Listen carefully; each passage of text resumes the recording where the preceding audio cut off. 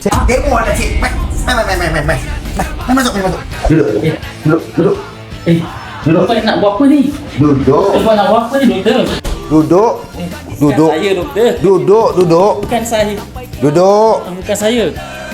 Jangan cakap. Jangan duduk. Dengar saya cakap tu. Duduk elok. Tenang, tarik nafas. Nak buat apa ni? Tarik nafas, cik. Anak saya, doktor. Okey, kata cik. Sebenarnya cik jangan risau. Kat klinik tuah ni dia nak bagi tunjuk demo saja. Contoh dia macam ni.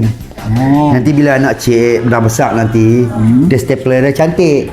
Dan isteri dia kata, abang, terima kasih abang. Abang punya tu dia panggil Cipentus.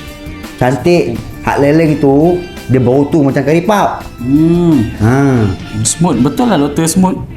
Kira on lah, doktor. Kalau on, esok hantar anak mai pukul 10 pagi. Besok saya tak buat appointment pun lagi. Dah habaq dah. Nama anak cik ada dalam senarai kami punya ni. Bila masa saya booking pula? Tu.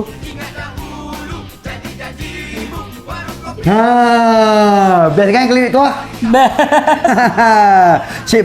Cik suka? Suka. Esok jangan lupa bawa anak cik main lah. Pukul 10 sebelum subuh sampai. Okey, pegang. Okey. Macam just bawang sikit. Cakap, terima kasih klinik tua. Terima kasih klinik tua. Saya dah datang.